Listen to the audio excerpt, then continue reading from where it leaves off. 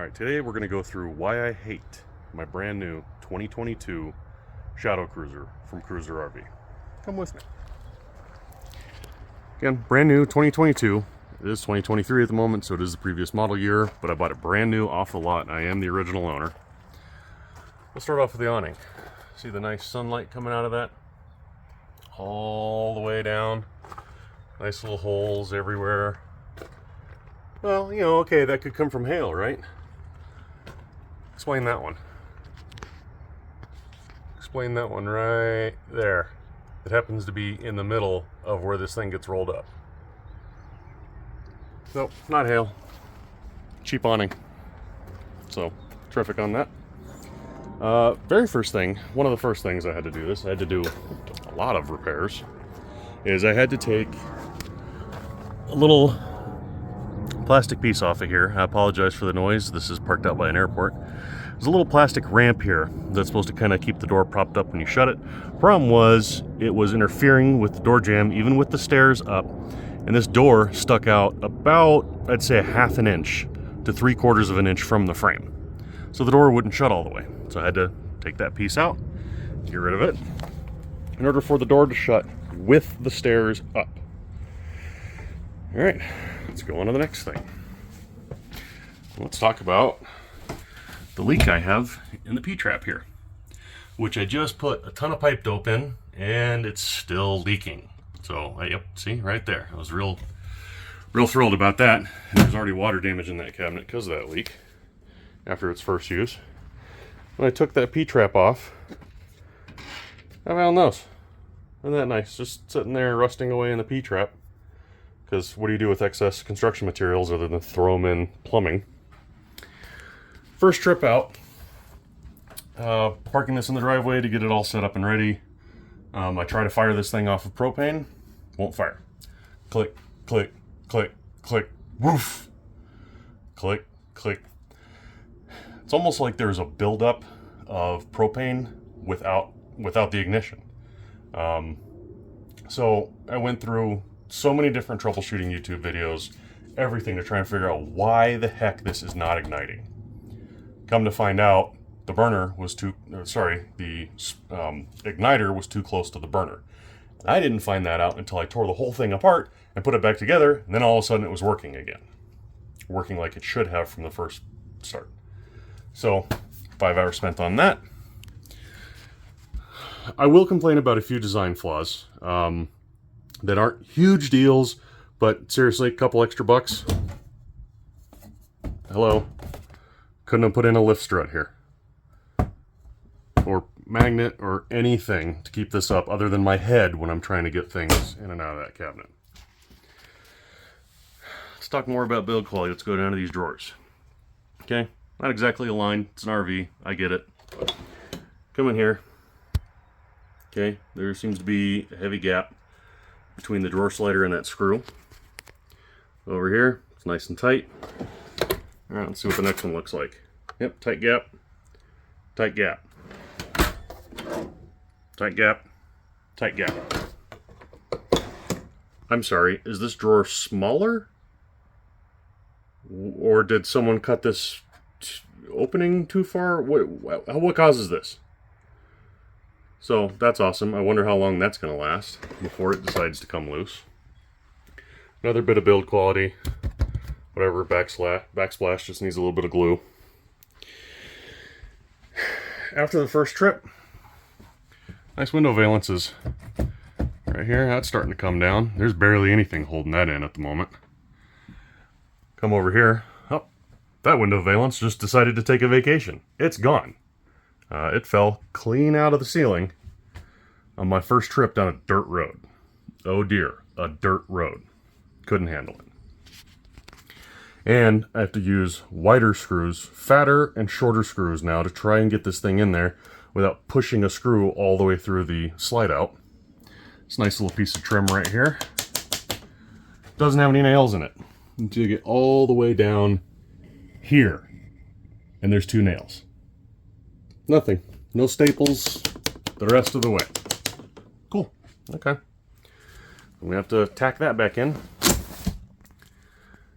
I had to put all new staples in this, all the way down, all the way along the entire dinette, because I ripped off this panel, first time taking off this cushion. That was fantastic. This panel over here, I'm still having a hard time getting it completely in. And I'll show that at a different angle in a minute. It's sticking way out. There's also a problem with the awning. I'm going to have to bring it in to show you that. And then there's this lovely gem. Now, they advertise they've got some patent pending sliding bed system that allows you to have a king-size bed inside of a camper like this. Cool. The sliders, the tracks that this sits on, are 3 plastic rails with a little hump in them that this thing sits on and slides back and forth. There's about, I'd say, less than a ½ inch of footing on each side of the hump of these plastic rails, with 1 screw over here and 1 screw way over there holding it in place. Naturally, that little bit of plastic is just going to get ripped clean off the floor. And I could not get this thing to latch. You can see it. There's a latch that's supposed to keep it from... Yeah, see? It's not even latched again. Okay. So the problem with that is that there's a 1x3 in here that is sandwiched between 2 of those plastic rails. And there was enough of a gap, I was able to take this thing and move it this way, which unlatches it, which allows this to slide back and forth while you're going down the road. That's not going to damage anything, don't worry about it. So I had to take those 2 rails and close in the gap to keep it from doing it. You can see that's still a problem. So, alright, nice little design build quality issue there. Let's talk about all the construction material, all the sawdust and everything that likes to wiggle its way out every time I take it down the road. Even a nice road. Nice paved road. These closets on either side of the bed are 100% useless, because by the time you get a hanger in here, it comes up and down about here. So unless you're hanging underwear or shorts, I don't know what the idea was with this. Y'all need to just ditch this king size bed, go with queens on everything, and extend that all the way down. The couples edition, which doesn't have the U-shaped dinette, it has a love seat, has a queen bed with full closets, and that would have been perfect. I would have much rather had that up front, but I wanted the U-shaped dinette, so I had to settle, and those are completely useless. There are doors kind of blocking it right now. There are 2 wardrobes in the front, on the far left side, top and bottom. So at least I still have somewhat of a wardrobe. So that was terrific. It's interesting how you have to unscrew the panels down there and a panel underneath the cabinet right in here to get to the valves for the water pump for your winterization and everything. So you need a drill or a screwdriver every time you're going to have to winterize this thing. That's optimal. Appreciate that. And it didn't come with the TV? Seriously? Okay. Not that I'm really going to use it a whole lot, but you couldn't have... Fine. Again, nice little bit more build quality issues. Just this whole thing all the way around is nothing but build quality issues. And if you look at my other video, whichever corner I put this on, you'll see this is made by Cruiser RV. I've had a Cruiser RV. I had a Cruiser RV for 13 years. Never had a problem with that thing. The only thing I really ever had to fix was anything nature did to it. And that was about it. There were a couple screws that came loose. I had to put bigger screws in. But that was it. That thing went 13 years without a single problem. This thing can't even make it 1 trip without falling apart. I don't know what happened to you, Cruiser RV. I don't know. I don't get this. But this is trash. This is garbage. I love the floor plan. Absolutely love this floor plan. That's why I searched high and low across the state of Colorado for this RV. because I knew your build quality and I love this floor plan. I don't know you anymore.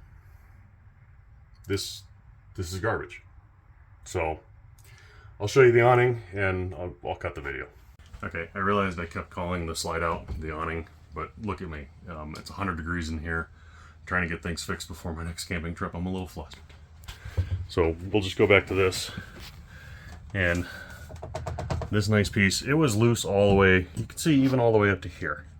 The only screws that were kind of, nails that were kind of in place were these ones up here, which are now sticking through.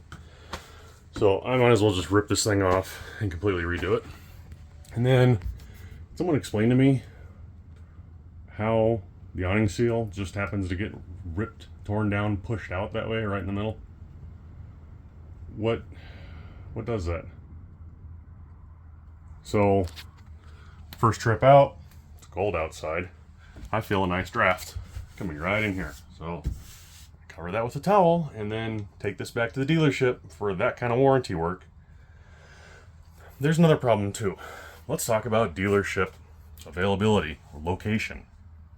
Why do dealerships have to be so far out of major metropolitan areas? It's going to take me an hour to drive this thing to the dealership I bought it at in order to do any warranty work. And then it's going to take an hour of my time, 2 hours of my time, 2 hours of my time there, 2 hours back next time I have to go pick it up. So it's just, this is so annoying. This is so annoying. I'm never doing this again. Anyway, hope you like this video. Hope you like the video I left for the Fun Finder, my Cruiser RV Fun Finder. If you can get your hands on one of those, fantastic campers. Very good build quality. Absolutely love the Fun Finder series. Do not buy a Shadow Cruiser. And don't buy anything from Cruiser RV ever again. Bye.